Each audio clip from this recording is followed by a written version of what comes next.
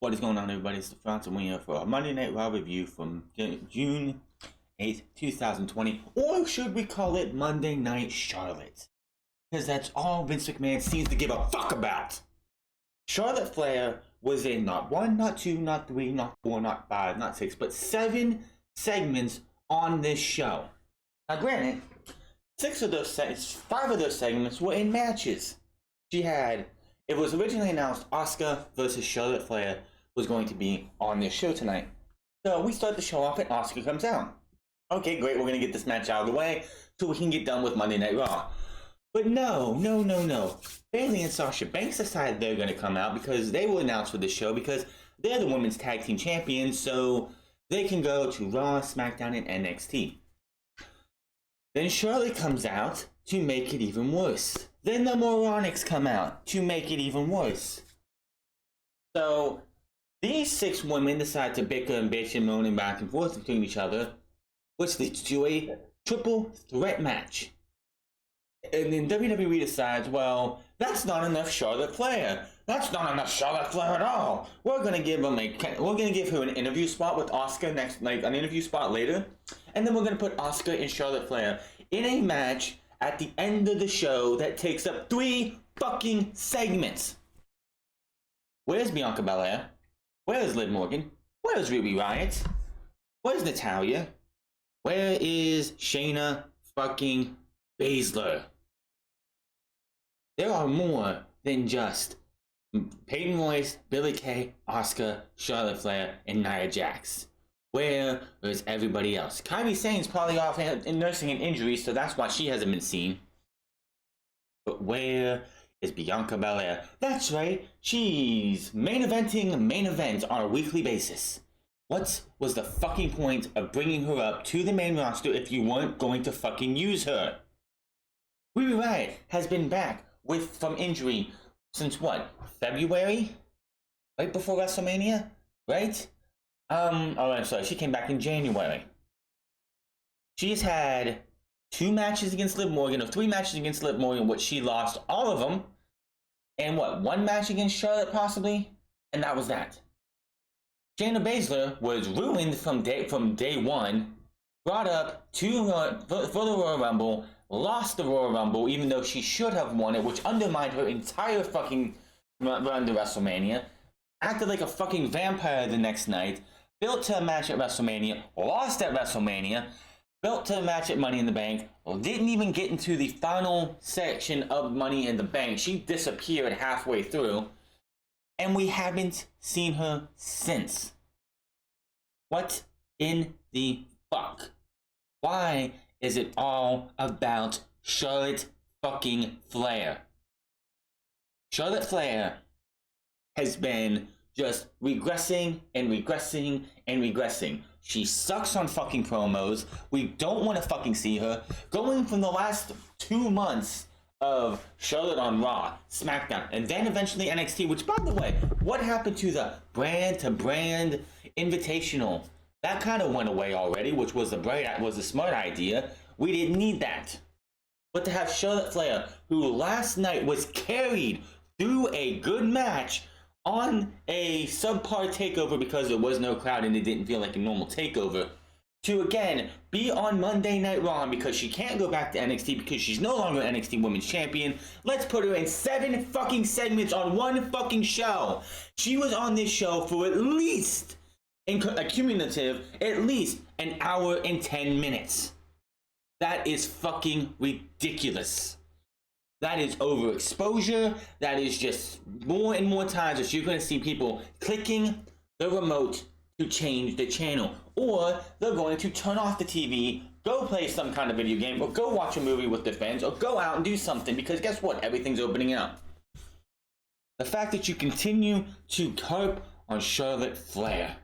And in this promo, she says, because she tells Bayley and Sasha Banks, she doesn't need a championship to be relevant. Are you fucking kidding me? The only reason you're fucking relevant is because you are a quote-unquote 12-time champion. Which, by the way, the last time, before she won the championship at WrestleMania, she was only a 10-time champion. So they're counting her NXT championship win the first time when she beat Natalya in the first ever takeover, and now she's counting that one too. What the fuck? That's just WWE padding her stats. And then we get to the main event. 3 fucking segments. Bayley and Sasha Banks were in that too for at least 2 of those segments. Peyton Royce and Billie Kay off to the side, watching around the barricade. They attack Bayley and Sasha Banks, so all 4 of them are gone. What does WWE do? Charlotte Flair continues to taunt Asuka that she hasn't beat her yet. She hasn't beat her. Does Charlotte Flair get beat on this night? No! Nia Jax comes out, distracts Asuka. Charlotte Flair hits her with a big boot, pins her, but if you look at the fucking video, Charlotte Flair clearly does not get a legal pin because Asuka's arm is up, the referee counted 3, so basically what's going to probably happen is, Raw Talk's going on right now as I'm recording this.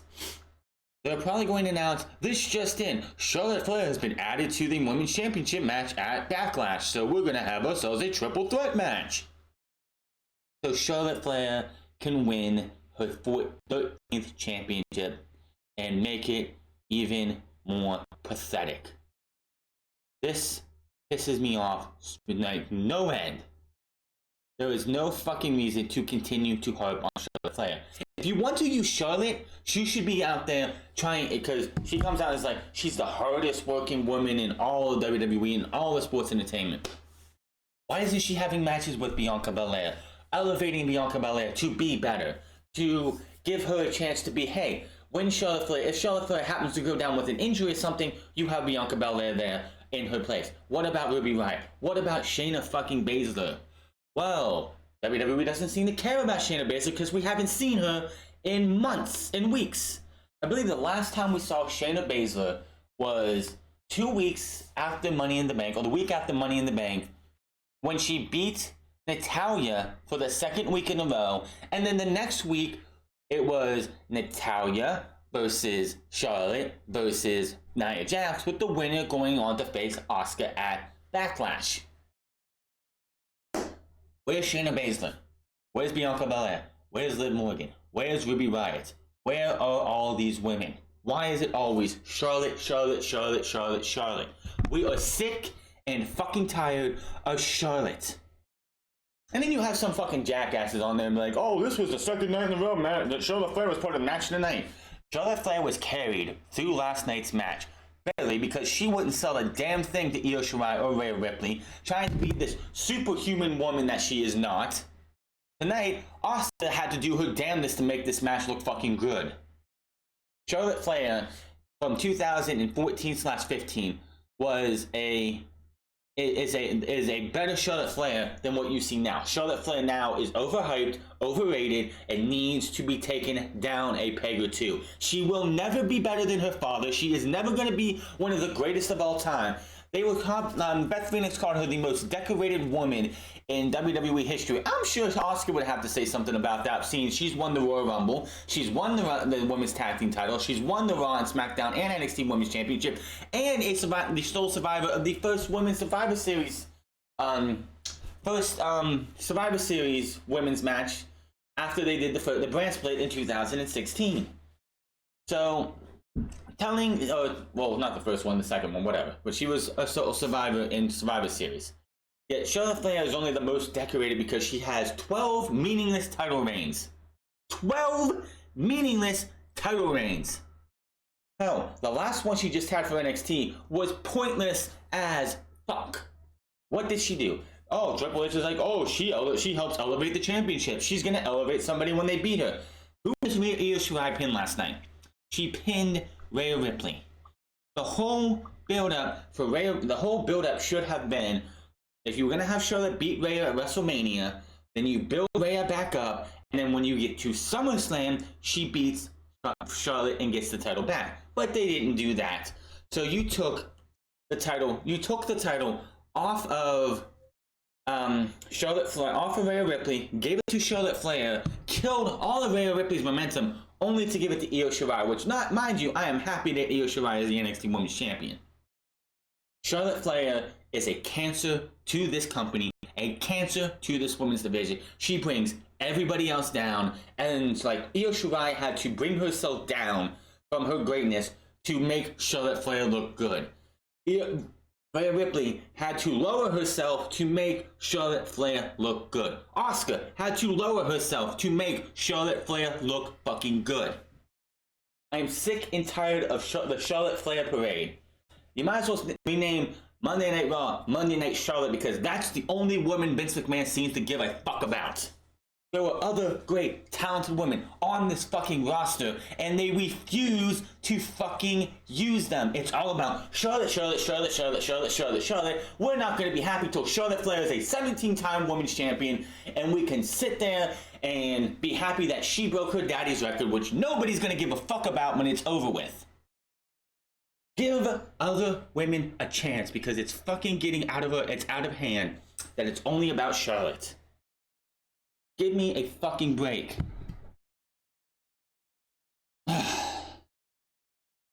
So, now that that's over with, let's get past everything that happened on that shit, because, yeah, no. Seth Rollins came out to the ring after the whole opening, the first 3 segments of Charlotte Flair's just being basked in everybody and let everybody see Charlotte Flair, because they were going to talk to Rey Mysterio. As we know, last week they talked to Rey Mysterio, and Rey Mysterio's son came in and had words of his own that he's not happy in saying that what Seth Rollins did, and somebody in their family needs to do something about it. Rey walked off. He didn't want to hear anything of it. Dominic said an eye for an eye. What's that going to lead to? Who knows? All I know is he was not here this time. Maybe Rey Mysterio locked the door to make sure he couldn't get into the interview and anything. The first thing we saw him because they saw Rey Mysterio sitting down. They showed him sitting down in the camera view. Seth Rollins comes and he's like, "Hi Rey, how you doing?" And all you hear is Rey say, "You son of a bitch." We go to break. Rey was asked about his eye again, which of course they'll ask him every time if they do an interview. He says he saw his doctor, and it's promising, but any damage to his eye or infection is high. And that he doesn't know when it's going to heal, if it's going to heal soon, and he's hoping to be back in the near future.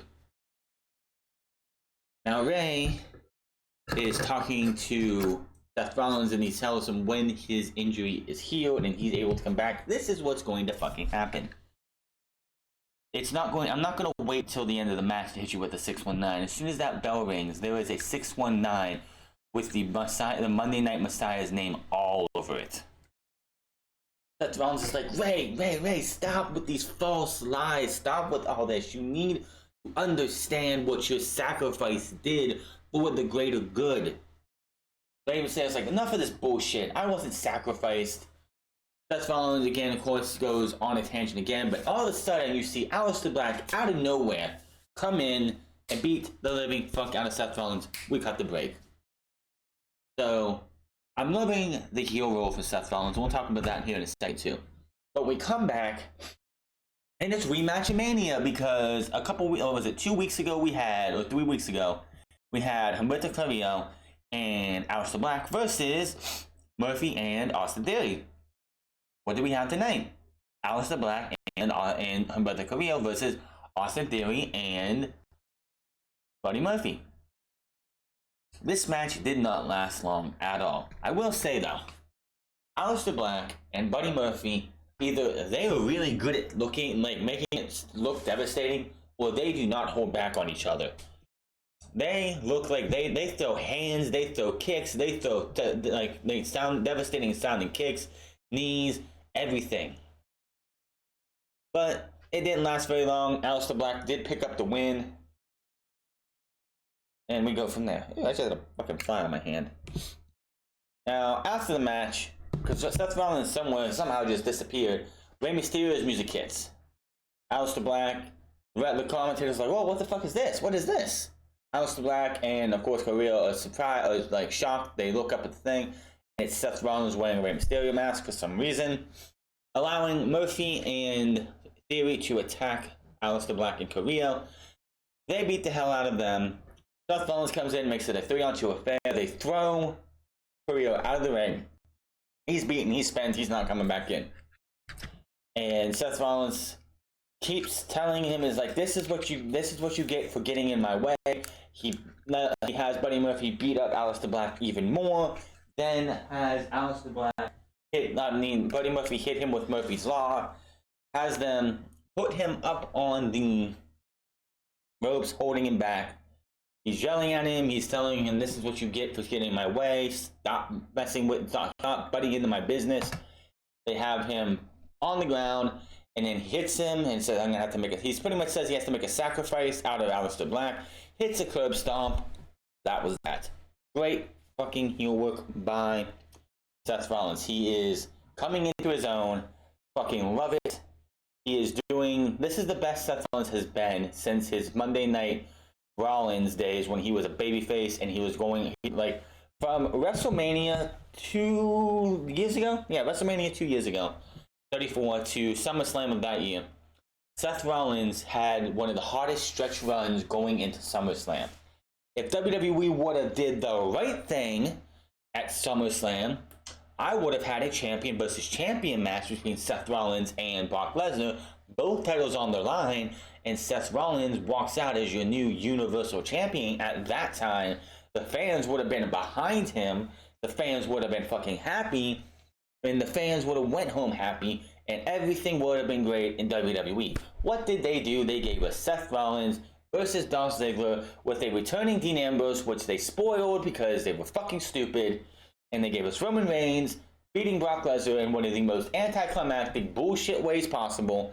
And then the next night, Seth Rollins went from being one of the hottest acts on the brand to being Roman Reigns' lackey with the Shield.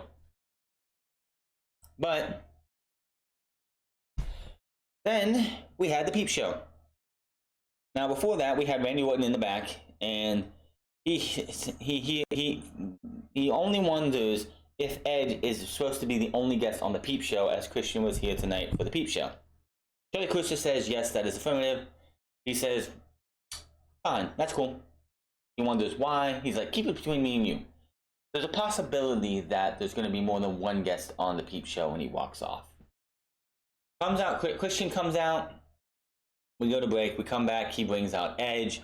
Now, I have to preface this first. I fucking hate talk shows on WWE. I don't turn on wrestling to watch a fucking talk show. If I want to watch a talk show, I'll turn on my TV on Channel 8, Channel 9, Channel 7, whatever the fuck it is, at 4 o'clock or 3 o'clock or 2 o'clock in the afternoon and watch a talk show there. I don't want to see a talk show on my fucking wrestling. This was an exception to the rule because this was great what they did tonight. He brings out Edge and Christian. He's brutally honest to Edge. This guy is brutally honest, doesn't give a fuck. He's like, he pretty much says the greatest wrestling match ever. I don't even think you could do that in your prime. He's like, he started it off with saying, you know how happy I was for you to come back to WWE from your injury, 9 years, going to the Rumble and winning that match, doing that match at WrestleMania. But now I feel like you're only on fumes. You're running on fumes. Then he makes the remark about the greatest wrestling match ever. How could you put yourself on? How could you like allow your own pressure, so much pressure to be put on you? And Edge is not happy with this. He's not happy with the fact that he just like Christian even put it out there. This is, well, first off, the greatest wrestling match ever should have never been added to this. This entire tagline is a shot at AEW because nobody talks about WWE matches being the greatest wrestling matches ever anymore. There's always the Young Bucks versus Hangman Page and Kenny Omega, Cody versus Dustin last year, the Lucha Bros versus the Young Bucks in the Escalera de la Muerte match, which was the Stairway to Heaven match, which is a ladder match. All those happened in AEW. AEW is always producing great fucking matches. Vince McMahon doesn't want people to be talking about a great fucking match. in AEW. He wants people to talk about a great match in WWE. Here's the problem. You have Edge, who's only had 2 matches, the Royal Rumble and the match at WrestleMania, since he's been back. 9 years on the shelf without a one-on-one match. A legit, straight up, no stipulations, no bullshit one-on-one match. And Randy Orton, who has been here those entire 9 years, but he coasts every so often. He only does what Randy Orton wants to do because he's Randy fucking Orton. So, what could you have? Like, how can they expect these guys who are guys that should not have this going on? The fact that they can have the match, whatever, but Edge and Randy Orton should have never ever gotten the moniker greatest wrestling match ever. Now, of course, Edge is pissed off at it, or like a Christian would even be this honest in public. I mean, if you want to be brutally honest with your friend, you should be. Don't ever sugarcoat anything with somebody who is your best friend. So Edge cuts up and he's like, do you know how they feel? The fact that I have only had 2 matches and none of them have been a straight up wrestling match in 9 years. Christian, of course, mentions the fact that Edge's mother has been there for all of his big matches, all of his big wins, all of his big title wins. She was out there every night, every time in the crowd. Of course, Edge's mother has passed away over the last a year or so ago. He says she will be there again on Sunday. If you don't think so, you're fooling yourself. And then he sees that look in Edge's eyes that he said he's been looking for. And then he says, we believe in you. We think you can do this. We think you can have the greatest wrestling match ever. And then we see Randy Orton pop on the thing on the screen and he says, will you guys shut the hell up? All I hear is you think, not what I don't hear what you know. He says, I'm going to embarrass you. I'm going to take every ounce of your passion and grit away. So at the end of the day, you are a broken man who was forced to be sent back home where you belong. And the Edge redemption party is over. We come back into the thing. You see that look in Edge's face. He says, no, it's not. Throws the mic down. Says it a lot more vile and more vicious than I said. Says, no, it's not. Throws it down and leaves the ring. Looks back at Christian, gives him that look of thank you. He gave him that look of thank you for opening my eyes. And that was that. So yes, I can't even come close to making it sound as good as it was on TV. Go watch it if you can. It was fantastic. If this entire feud was promos alone, and if you got rid of the wrestling match, got rid of that first match, got rid of this match, and it was just being judged on promos alone, this would be the greatest feud in this era that we're in right now, with the empty arena era, and one of the greatest feuds ever. Because these two are going out there and they're killing it. Christian, I think that was one of his best works on the mic. Just one hell of a promo, one hell of a segment. Then we go to Apollo, which there's somewhere in this show there was a decathlon between the Street Profits and the Viking Raiders. I couldn't give a shit about that, so we're gonna move on to Apollo. He's excited to defend his title at Backlash against either Angel, Andrade, or Kevin Owens. Before we can say anything else, Andrade's music hits. Out comes Andrade, Angel Garza, and Selena Vega. We know that having Angel Garza be this Lothario, this fucking ladies man. So he walks over to the plexiglass, points his finger at his cheek. Xia Li comes over and kisses the plexiglass while he's got his cheek to it, which, okay, whatever, that's not how that works. While this is going on, Kevin Owens from behind blindsides both men, takes them both out, gets in the ring, does a war cry or whatever, and then we go to break. We come back, and Andrade and Garza are coming out, and Bell Rings, Garza, and Andrade are destroying Kevin Owens. They're They're just beating the hell out of him. Pretty much this entire match is, for the first segment of this, Ken Owens is double teamed by both guys. He fights him off a little bit. One guy goes for the pin, the other guy breaks it up, and then eventually, before we got to the first commercial break, they finally came to blows. They went to the outside. They were fighting back and forth. Zelina Vega comes to try and push her away. She falls onto the floor. They stomp. They blame each other, and then we go to break. We come back and it's Garza and Owens fighting, and Owens tries to get a fighting on the top rope. Garza goes for a superplex. Owens fights off and hits a senton, but gets a two. Gets a two as Andrade wakes up. Both men are in the corner. Both men get hit with a cannonball. Owen goes for a second one to Andrade. Andrade moves. Double knees to both men. Garza hits Andrade with a super kick. Owens hits Garza with a super kick. Frog splash to Andrade. 1-2 kick out. Pop-up powerbomb is denied. Back elbow by Andrade for a 2.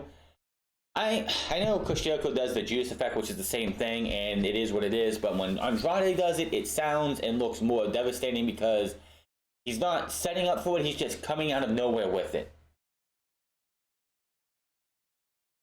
Now, Andrade and Garza come to blows again on the outside. Owens hits a tope con hilo to the outside, taking both men down. Owens has Garza inside, tries for a stunner, but Garza blocks that, and Garza takes out an injured knee. Puts him into, looks like, what it pretty much looks like he puts him into the calf crusher. Calf killer, crash crusher, whatever the fuck you want to call it. He gets to the ropes.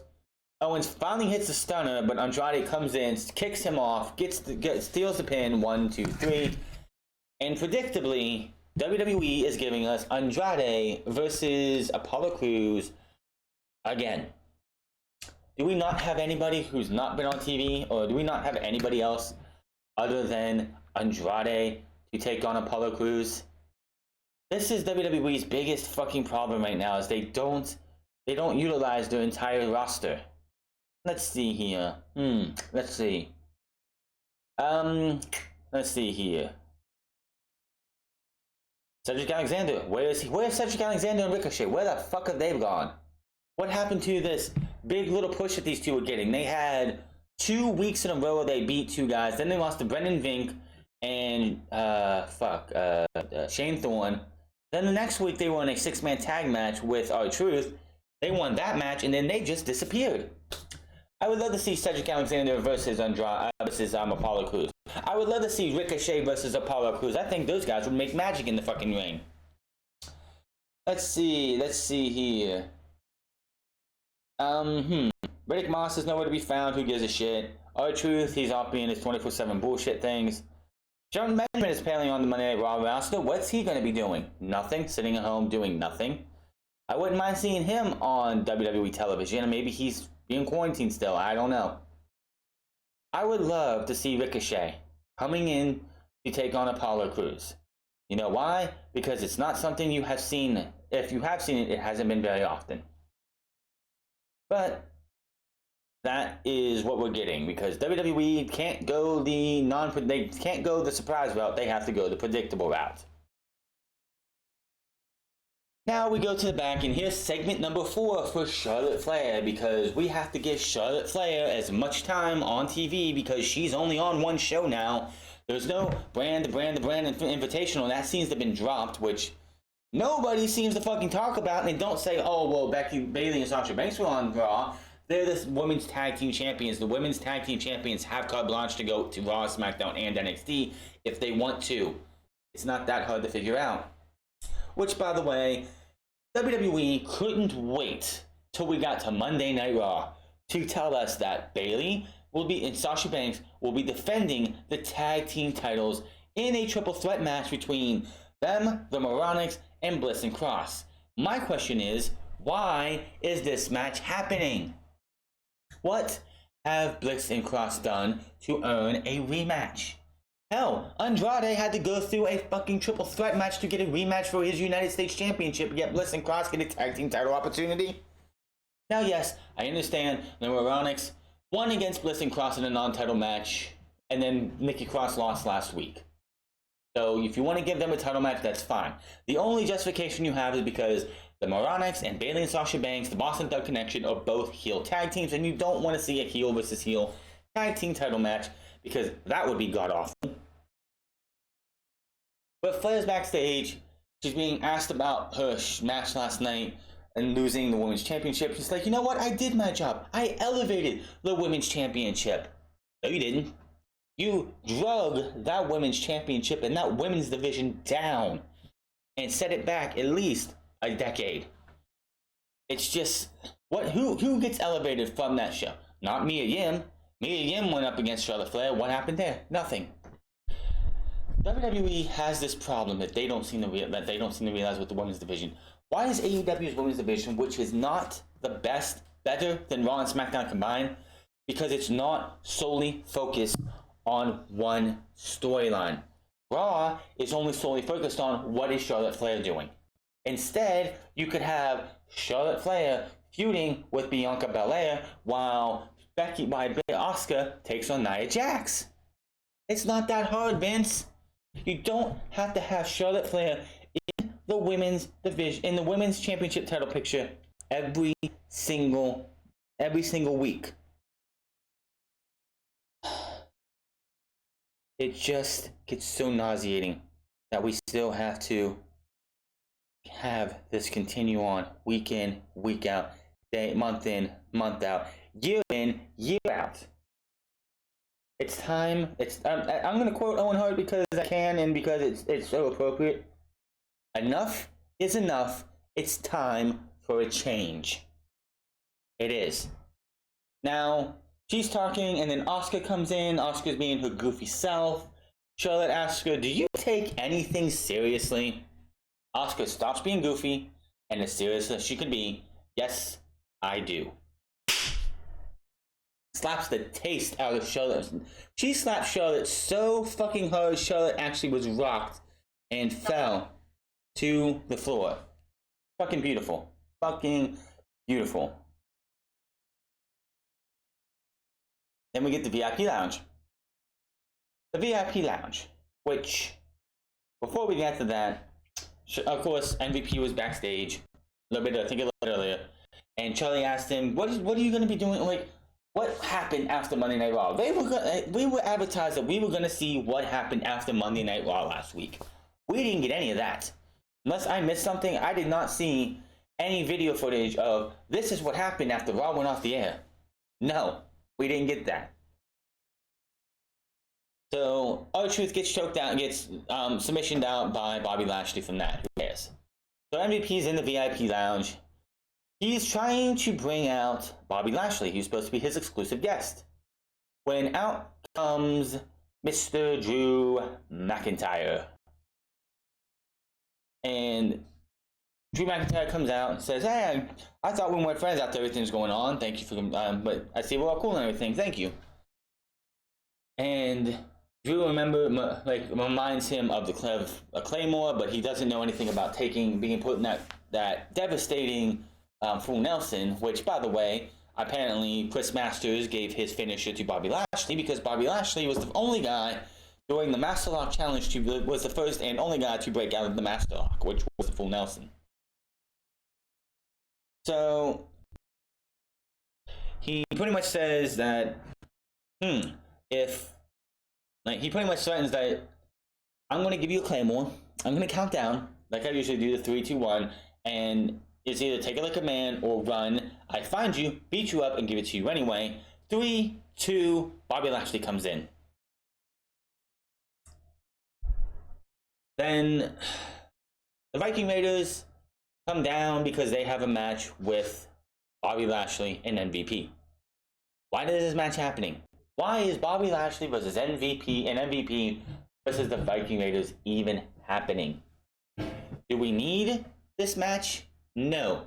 And on top of that, apparently, the Street Profits are like, well, you know what? We're having this friendly rivalry with these guys, even though they want our tag team titles. Let's go down and watch their match. Why? Why? Why should the Street Profits care what happens to the Viking Raiders? The Viking Raiders want your championships. So you get this match here. Nothing. It was a nothing match. The Viking Raiders get to show off their athleticism. Bobby Lashley shows off his strength.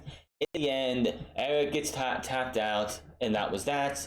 After, of course, which was the best spot I think of this match was Lashley goes down to the mat, down to the floor, passes right by McIntyre. They stare down, and as soon as he, like 2 seconds after they stare down, he charges and hits Ivar, taking his, like, pretty much killing him. So, yeah, that was the bad of that. After the match was over with, Ivar comes back in, takes out MVP. Bobby Lashley gets the full Nelson on him again. The Street Profits come in to try and rip him off. I mean, come on, they're not strong enough to rip this guy off. Come the fuck on. Drew gets in, Claymore to Bobby Lashley. He was able to get right over him. Hits the Claymore, sending him out of the ring, and that was that.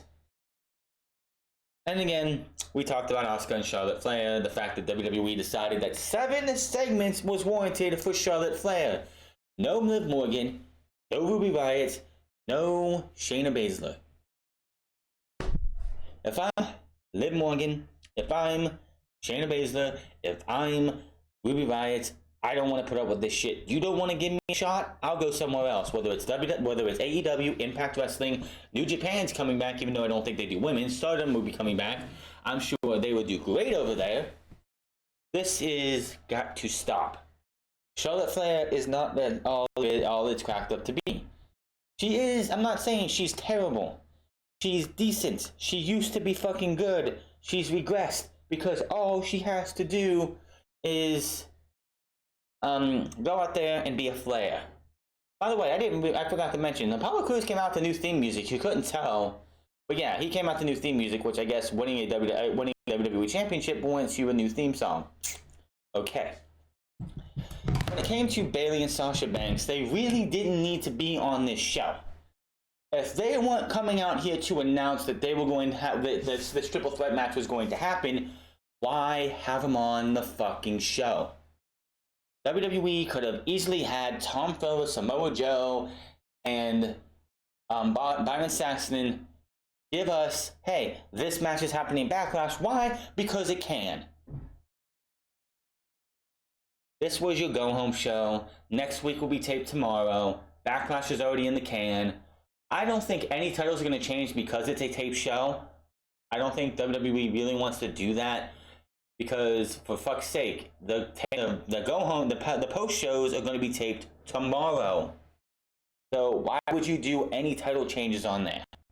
If they are able to go live at Extreme Rules or SummerSlam, I can see a title change happening there. Especially if they do if Charlotte isn't added to this Women's Championship match and it's Nia Jax versus Asuka, then it's going to be not Nia Jax, but Asuka versus Charlotte at Extreme Rules, and Charlotte will win the title there, lose it at SummerSlam, so she can get her 14th championship reign before the year is out. WWE is just making this women's division worse and worse. Charlotte Flair lost that championship last night. She could have went on, and because they're in the Performance Center, and Charlotte Flair should be doing this gimmick or something where she's not in the women's title picture because she didn't win that match, that triple threat match a couple weeks ago. But since she will have to take a backseat to the women's championship for right now, I am issuing an open challenge to anyone back in the back. If you're a women's wrestler on the Raw brand, you come out here and see if you can take down the Queen, and you could build somebody like a Bianca Belair. Does Bianca Belair have to win the match? No, but she can have, 2-segment match with Charlotte Flair in which she goes out there and busts her ass. She goes out there and elevates her game and looks fucking good doing it in a loss. How hard would that fucking be? Did Charlotte Flair need to beat Asuka tonight? No. Did Charlotte Flair need to be in a match with Asuka tonight? Did Charlotte Flair need to be in 7 fucking segments in one show? No. Did Asuka need to be in 7 fucking segments? No. They ruined Asuka's credibility as champion tonight. What the fuck is his name? what's his name, who does the side of the show on Wrestling is Over Live? I can't remember the fuck his name is. He said it best. Why would anyone want to be a champion in WWE? You are destined to lose non-title matches because that's the only way that WWE knows how to make a contender, is go out there and have your champion lose. That's not how you make a credible champion. Look at Drew McIntyre. Has Drew McIntyre lost a match since WrestleMania? No. Him and Seth Rollins put on probably one of the best WWE Championship matches all fucking year. And what did they do? They moved on to Bobby Lashley. But we'll see what happens with that. The only thing I don't want to see is them saying, well, if Drew McIntyre loses the WWE Championship, they better have a good fucking reason why he would lose the WWE Championship. Not, oh, well, this whole Black Lives Matter thing is going on right now, so we got to do something to make it look like we care.